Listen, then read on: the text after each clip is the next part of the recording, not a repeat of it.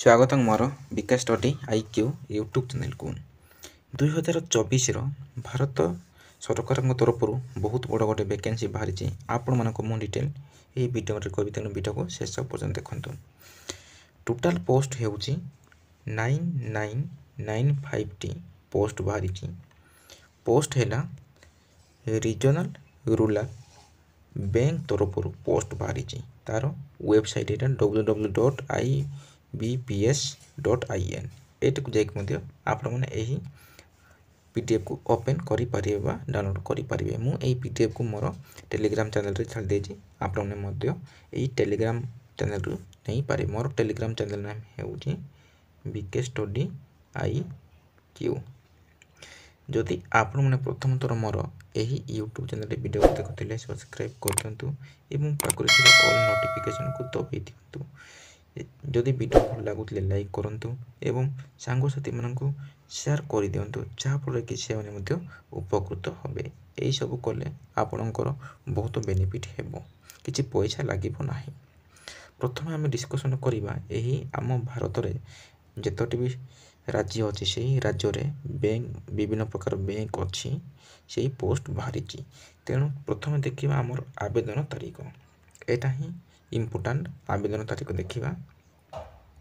ଆବେଦନ ତାରିଖ ହେଉଛି 7/6/2024 ଠାରୁ 27/6/2024 ପର୍ଯ୍ୟନ୍ତ। ପେମେଣ୍ଟର ମଧ୍ୟ ଅଛି। ପେମେଣ୍ଟର 7/6/2024 ଠାରୁ 27 ସେମ୍ ତାରିଖରେ ହେଉଛି। ତାପରେ ଡାଉନଲୋଡ଼ ତାର call letter free exam training ବା CEPT ଜୁଲାଇରେ ହେବ। ତାପରେ କଣ୍ଡକ୍ଟ ଫ୍ରି ଏକ୍ଜାମ୍ ଟ୍ରେନିଂ ପିଟି, ଏଇଟା ହେଉଛି 22/7/24 ଠାରୁ 27/7/2024 ପର୍ଯ୍ୟନ୍ତ। ତାପରେ download of call letter for online examination preliminary exam ହେବ। ଏଇଟା ହେଉଛି ପ୍ରି ଏକ୍ଜାମ୍ ହେବ। ଆପଣମାନେ ଖାଲି କେଉଁ ପ୍ରକାର ଏକ୍ଜାମ୍ ହେବ ତାହା ଆପଣମାନେ ଫ୍ରିରେ ଦେଇପାରିବେ। ଯେମିତି ପ୍ରି 10th ପ୍ରି ଏକ୍ଜାମ୍ ହେଉଛି, ପୂର୍ବରୁ ଯେମିତି ଏକ୍ଜାମ୍ ହେଉଛି ସେହିପରି। ତାପରେ ପ୍ରିଲିମିନାରୀ ଏକ୍ଜାମ୍ ହେବ ଜୁଲାଇ କିମ୍ବା ଅଗଷ୍ଟରେ ଏକ୍ଜାମ୍ ହେବ। Online examination August. ଏଠି ନେକ୍ସଟ ଡିସ୍କସନ୍ କରିବା ରିଜଲ୍ଟ ଅନଲାଇନ୍ ଏକ୍ଜାମ୍ ପ୍ରିଲିମିନାରୀର ଅଗଷ୍ଟ କିମ୍ବା ସେପ୍ଟେମ୍ବର ଆସିବ। ତାପରେ download call letter for online exam main ବା ସିଙ୍ଗଲ୍ ଏକ୍ଜାମ୍ ହେବ ସେପ୍ଟେମ୍ବର ମାସରେ ହେବ। ଯଦି ଅନଲାଇନ୍ ସିଙ୍ଗଲ୍ ଏକ୍ଜାମ୍ ସେପ୍ଟେମ୍ବର କିମ୍ବା ଅକ୍ଟୋବରରେ ହେବ ବୋଲିକି କହିଛି। ତାପରେ declaration result main single for officer scale 1, 2, 3, ଯେଉଁଟାକି 1, 2 ସ୍କେଲ୍ 3ର ଅକ୍ଟୋବର 24ରେ ଡିକ୍ଲାର ହେବ। ତାପରେ download of call letter for interview ପାଇଁ ଫର୍ ଅଫିସର ସ୍କେଲ୍ 1, 2, 3 ପାଇଁ ଅକ୍ଟୋବର କିମ୍ବା ନଭେମ୍ବର ହେବ। ଏଠି ତାର କଣ୍ଡକ୍ଟ ଇଣ୍ଟରଭ୍ୟୁ ମେନ୍ସନ୍ ହୋଇଛି ନଭେମ୍ବରରେ। ତାପରେ provisional allotment for officer scale 1, 2, 3 and officer assistant multipurpose ପାଇଁ ଜାନୁଆରୀ 25ରେ ସେମାନେ ଡାକିବେ। ସବୁ ପୋଷ୍ଟିଂ ପାଇଁ ଆପଏଣ୍ଟମେଣ୍ଟ ଲେଟର ଆସିବ। ଏଇଠି ସବୁ ଅଛି। ଆପଣମାନେ ଏଇଠି ସବୁ ଯେଉଁ ଟପିକ୍ ଅଛି ସବୁ ଇଣ୍ଟ୍ରୋଡକ୍ସନ୍ ଅଛି। ତାପରେ କେଉଁ ଷ୍ଟେଟ୍ର ଇଲିଜିବିଲିଟି କ୍ରାଇଟେରିଆ, ଏଜ୍, ବୟସ ସୀମା, ଏଇଟା ସବୁ ଡିଟେଲ୍ ଡିସ୍କସନ୍ କରିବା। ଯେଉଁଟାକି ମେନ୍ ଇମ୍ପୋର୍ଟାଣ୍ଟ ଆପଣମାନଙ୍କୁ ଦରକାର, ସେଇଟା ଆପଣମାନଙ୍କୁ ମୁଁ ଡିସ୍କସନ୍ କରିବି। ତେଣୁ ଭିଡ଼ିଓକୁ ଶେଷ ପର୍ଯ୍ୟନ୍ତ ଦେଖନ୍ତୁ। ଭିଡ଼ିଓକୁ ସ୍କିପ୍ କଲେ ଆପଣମାନେ କିଛି ମଧ୍ୟ ଜାଣିପାରିବେ ନାହିଁ ଏବଂ ସାଙ୍ଗସାଥିମାନଙ୍କୁ ସେୟାର କରନ୍ତୁ, ସେମାନେ ମଧ୍ୟ ଜାଣିପାରିବେ, ଡିଟେଲ୍ ଜାଣିପାରିବେ କେମିତି ଆପ୍ଲାଏ କରିବେ, କ'ଣ କରିବେ, ଆପଣମାନଙ୍କୁ ମୁଁ ଡିଟେଲ୍ ଆପଣମାନଙ୍କୁ ମୁଁ ଜଣେଇବି। ଏଇଟା ହେଉଛି ପ୍ରଥମେ ତାର ଇଣ୍ଟ୍ରୋଡକ୍ସନ୍। ତାର ପୋଷ୍ଟ ହେଉଛି ଗ୍ରୁପ୍ ଏ ଅଫିସର ପୋଷ୍ଟ, ଏଇଟା ହେଉଛି ସ୍କେଲ୍ 1, 2, 3। ତାପରେ ଗ୍ରୁପ୍ ବି ଆମର ଅଫିସ ଆସିଷ୍ଟାଣ୍ଟ ମଲ୍ଟିପର୍ପଜ୍ ପାଇଁ ଗ୍ରୁପ୍ ବି ପୋଷ୍ଟ ବାହାରିଛି। ଏରେ ସବୁ ମେନ୍ସନ୍ ହେଇଛି ତାର ମଲ୍ଟିପର୍ପଜ୍ର କ'ଣ କେମିତି କାମ ଡିଟେଲ୍ ଆପଣମାନେ ପଢ଼ିପାରିବେ ଏବଂ ଦେଖିପାରିବେ। ତାପରେ ନେକ୍ସଟ ସବୁ ଏହିପରି ସବୁ ଡିଟେଲ୍ ସବୁ ମେନ୍ସନ୍ ହେଇଛି। ଆପଣମାନଙ୍କୁ ମୁଁ ମେନ୍ ପଏଣ୍ଟ ସବୁ କହିବି। ଏଠି ତାର ମେନ୍ସନ୍ ହେଇଛି rural bank, regional rural bank ମାନେ କେଉଁ ଷ୍ଟେଟ୍ରେ କ'ଣ ବ୍ୟାଙ୍କ ଅଛି ଏବଂ ତାର ଭ୍ୟାକେନ୍ସି ଏବଂ ତାର ଲାଙ୍ଗୁଏଜ୍, ତାର ବ୍ୟାଙ୍କ ନା, ତାପରେ ଅଫିସ୍ କେଉଁଠି ଅଛି, କେଉଁ ରାଜ୍ୟରେ ଅଛି ଏବଂ ସେମାନେ କେଉଁ ଲାଙ୍ଗୁଏଜ ଜାଣିଥିଲେ ସେମାନେ ସେଇ ଷ୍ଟେଟ୍ରେ ଆପ୍ଲାଏ କରିବେ। ଯେପରି ଆମର ଆନ୍ଧ୍ରପ୍ରଦେଶ ଗ୍ରାମୀଣ ବିକାଶ ବ୍ୟାଙ୍କ, ତାର ଲାଙ୍ଗୁଏଜ ତେଲୁଗୁ ଜାଣିଥିବା ଦରକାର, ତାର ତେଲେଙ୍ଗାନାରେ ଅଛି। ସେହିପରି ଆମର ଓଡ଼ିଶାରେ ମଧ୍ୟ ପୋଷ୍ଟଟାକ ଅଛି। ସେହିପରି ଆମର ଓଡ଼ିଶାରେ ଓଡ଼ିଶା ଗ୍ରାମୀଣ ବ୍ୟାଙ୍କ ଭୁବନେଶ୍ୱରରେ ଅଛି ହେଡ୍ ଅଫିସ୍। ରାଜ୍ୟ ହେଉଛି ଓଡ଼ିଶା। ଓଡ଼ିଆ ଲାଙ୍ଗୁଏଜ ଜାଣିଥିବା ଦରକାର। ସେହିପରି ଆମର ଆଉ ଗୋଟେ ଓଡ଼ିଶାରେ ମଧ୍ୟ ଅଛି ଉତ୍କଳ ଗ୍ରାମୀଣ ବ୍ୟାଙ୍କ ବଲାଙ୍ଗୀର, ଓଡ଼ିଶା ରାଜ୍ୟରେ ଅଛି। ଓଡ଼ିଆ ଲାଙ୍ଗୁଏଜ ଜାଣିଥିବା ଦରକାର।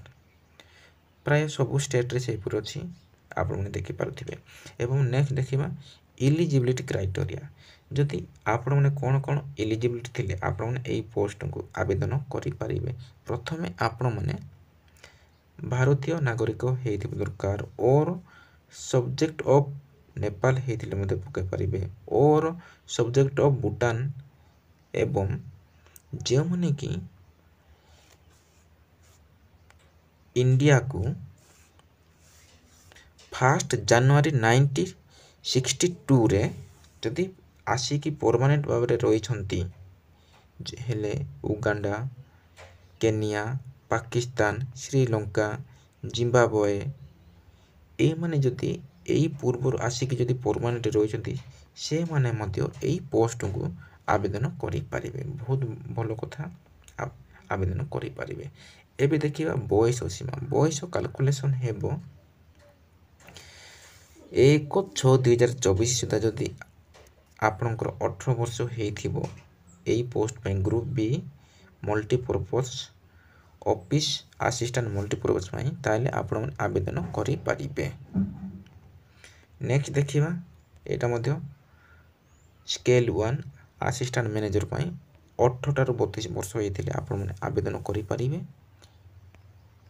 ତାପରେ ଗ୍ରୁପ୍ ଏର ବୟସ ମାଗୁଛି 21ଠାରୁ 32 ବର୍ଷ ହେଇଥିଲେ ଆପଣମାନେ ଆବେଦନ କରିପାରିବେ। ସେହିପରି ଗ୍ରୁପ୍ ଏର ମଧ୍ୟ ସ୍କେଲ୍ 2ର 21ଠାରୁ 40 ବର୍ଷ ହେଇଥିଲେ ଆପଣମାନେ ଆବେଦନ କରିପାରିବେ। ଏବଂ କାଟାଗୋରୀ ଅନୁସାରେ ଆମର ଏଜ୍ର ମଧ୍ୟ ରିଲାକ୍ସେସନ୍ ଅଛି। 5 ବର୍ଷ, 3 ବର୍ଷ, 10 ବର୍ଷ, ଯେଉଁଟାକି ST SC ମାନଙ୍କର 5 ବର୍ଷ, OBC ମାନଙ୍କର 3 ବର୍ଷ, ଯେଉଁମାନେ କି person with bench mark disability ମାନଙ୍କୁ PWD ମାନଙ୍କ ପାଇଁ 10 ବର୍ଷ ଅଛି। ଏବଂ ଏକ୍ସ ସର୍ଭିସ୍ ମ୍ୟାନଙ୍କ ମଧ୍ୟ ତାର ଏଜ୍ ରିଲାକ୍ସେସନ୍ ଅଛି। ଯେଉଁମାନେ କି ଆର୍ମି, ନାଭି, ଏୟାରଫୋର୍ସ ମାନେ ମଧ୍ୟ ଏହି ପୋଷ୍ଟକୁ ଆବେଦନ କରିପାରିବେ।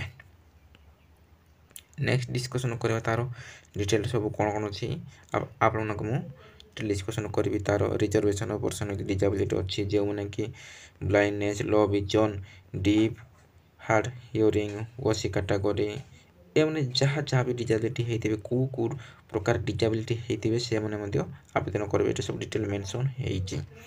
ଏବଂ ଯେଉଁମାନେ କି 40% ଯଦି ଏଭବ୍ ଯଦି ଡିଜାବିଲିଟି ହେଇଥିବେ ସେମାନେ ଆବେଦନ କରିପାରିବେ ନାହିଁ। ବେଶୀ ଯଦି ଡିଜାବିଲିଟି ହେଇଥିଲେ ଆବେଦନ କରିପାରିବେ ନାହିଁ। ଯେଉଁମାନେ କି ଚାଲି ପାରୁନଥିବେ, ମାନେ ଟୋଟାଲ ଆଖି ଦେଖି ପାରୁନଥିବେ, ସେମାନେ କ'ଣ ଏଇରେ ବ୍ୟାଙ୍କରେ କାମ କରିକି କ'ଣ ସେମାନେ ଲୋକଙ୍କୁ ସେବା କରିବେ। ନର୍ମାଲ ମାନେ କମ୍ ପରସେଣ୍ଟ ଡିଜାବିଲିଟି ହେଇଥିଲେ ମଧ୍ୟ ଆବେଦନ କରିପାରିବେ, ସବୁ ଡିଟେଲ ମେନସନ୍ ହେଇଛି। ଏବଂ ଆପଣମାନଙ୍କୁ ତ ମୁଁ ଆବେଦନ ତାରିଖ କହିଲି, ଏବଂ ଯେଉଁ ଆବେଦନ ତାରିଖ କହିଲେ ସେ ପୂର୍ବରୁ ଆପଣମାନେ ଆବେଦନ କରିଦିଅନ୍ତୁ। ଏବେ ଡିସ୍କସନ୍ କରିବା ଏଜୁକେସନାଲ୍ କ୍ୱାଲିଫିକେସନ୍। ଯଦି ଆପଣମାନେ +3 ଯଦି ମିନିମମ୍ ଏଜୁକେସନାଲ୍ କ୍ୱାଲିଫିକେସନ୍ ହେଉଛି +3 ପାସ୍, ଏବଂ ଯେଉଁମାନେ କି ଏହି ବର୍ଷ ଯଦି +3 ପାସ୍ କରୁଛନ୍ତି 27/6/2024 ସୁଦ୍ଧା ଯଦି ମାର୍କ 6 ସେମିରେ ଯଦି ବାହାରିଥିବ, ତାହେଲେ ଆପଣ ଆବେଦନ କରିପାରିବେ। ମିନିମମ୍ ଏଜୁକେସନାଲ୍ କ୍ୱାଲିଫିକେସନ୍ ହେଉଛି +3 ପାସ୍, ଏବଂ ତତ୍ସଙ୍ଗେ ଆପଣଙ୍କର କମ୍ପ୍ୟୁଟର ନଲେଜ ଥିବା ଦରକାର। ଏବଂ ଆପଣମାନେ ଯେଉଁ ଷ୍ଟେଟ୍ରେ ଯଦି ପକାଇବେ, ଅଲଗା ଷ୍ଟେଟ୍ରେ ପକାଇବେ, ଯଦି ସେହି ଷ୍ଟେଟ୍ର ଲାଙ୍ଗୁଏଜ ଜାଣିଥିଲେ ଆପଣମାନେ ପକାଇ ପାରିବେ। କାହିଁକିନା ସେ ଗାଁ ଗହଳି ଲୋକ ସେମାନେ ଆସିବେ, ଯଦି ବ୍ୟାଙ୍କକୁ ଆସିବେ ତାର ଲାଙ୍ଗୁଏଜ ଜାଣିଥିବେ, ସେ କେମିତି କଥା ହେବେ, ଇଂଲିଶରେ କଥା ହେବେ, ସେମାନେ କିଛି ବୁଝିପାରିବେନି। ଯେଉଁମାନେ କି ମନେକର ଅଲଗା ଷ୍ଟେଟ୍ର ଲୋକମାନେ ଯଦି ଓଡ଼ିଶାରେ ଯଦି ବ୍ୟାଙ୍କ ମ୍ୟାନେଜର ଯାହା ବି ବ୍ୟାଙ୍କରେ କାମ କରିବେ, ଯଦି ସେମାନେ ଯଦି ତେଲୁଗୁ କହିବେ किए गाँ लोक बुझीपारे ना से हीपरी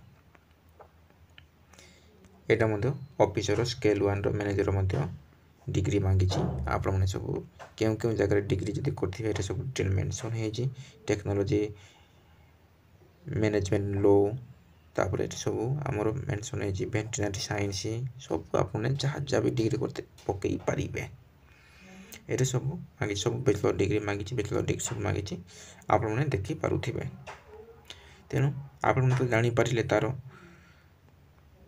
एजुकेशनल क्वालिफिकेशन जानिले आवेदन तारीख जानिले सब डिटेल आपने जापारे एवं क्रेडिट हिस्टोरी डिटेल मेंशन है तार एप्लिकेशन एंड फी सब डिटेल एवं देखा जदि आपण मैंने ऑफिस स्केल 1 2 3 जदि पकेबे जो मैंने कि STSC PWD होते से 75 टंका पे करेंगे एप्लिकेशन फीटा एवं जो मैंने ऑफिस ऑफ मल्टीपर्पज जो मैंने कि STSC मानकर 175 टंका अच्छी एवं अदर मानकर 850 टंका अच्छी ये अदर मानकर 850 टंका अच्छी तापर नेक्स्ट डिस्कशन करवा ऑनलाइन एग्जामिनेशन स्ट्रक्चर ये प्रथम हे प्रिलिमिनारी एग्जाम हे तार प्रिलिमिनारी एग्जाम रो सिलेबस अच्छी रीजनिंग अच्छी न्यूमेरिकली एबिलिटी तार ये number of question maximum mark तापर टाइम एट मेंशन है मीडियम ऑफ एग्जाम आपण जिते कि एप्लिकेशन फॉर्म को आवेदन करेंगे से समय क्यों मीडियम एग्जाम देवे ये आपने दे पारे ओडिया हिंदी इंग्लिश सब जिते भाषा अच्छी ओडिशा सारा सब भाषा आपने दे पारे किंतु से भाषा जानी दरकार सेपरी मेन एग्जाम अच्छी आमर मेन एग्जाम तार सिलेबस डिटेल मेंशन है आपने डिटेल देखी पारे तार टाइम सब डिटेल मेंशन है तापर ये सब डिटेल मेंशन है देखते प्लीज नोट ये सब अच्छी तार कौन कौन सब नोट विषय सब तार हिस्ट्री सब जदि आपने पढ़ी इच्छुक ताले मत पढ़ी पारे जोटा कि मुझे सब मेन मेन रहीदेली तापर ये सब मेंशन है जदि आप आंध्र प्रदेश में पकेबे तार लैंग्वेज यही लैंग्वेज रे परीक्षा दे पारे तार version of test medium of examination यही सब लैंग्वेज रे क्वेश्चन पेपर आसो ये सब डिटेल मेंशन है तापर ये सिंगल लेवल एग्जामिनेशन ऑब्जेक्टिव जो माने कि जनरल बैंकिंग ऑफिसर बा स्केल 2 रो पके तार सिंगल एग्जाम तार ये सब टाइम मेंशन तार सिलेबस डिटेल मेंशन है आपने देखी पारुथिबे तापर cut off score detail mention है तापर ये सब कौन कौन सब हिस्ट्री सब डिटेल मेंशन है आपने जानी पारले तेणु परिसर सांगसाथी शेयर करूँ से जानीपारे तापर आपने केमती फ्री एग्जामिनेशन ट्रेनिंग देबे जहाँ जहाँ सब अच्छी ये सब यही PDF रे लिखा जाए मुझे मेन मेन पॉइंट तो कहीदेली ना तेणु सांगसाथी शेयर करूँ से उपकृत हेबे रही धन्यवाद आप मंगलमय हो।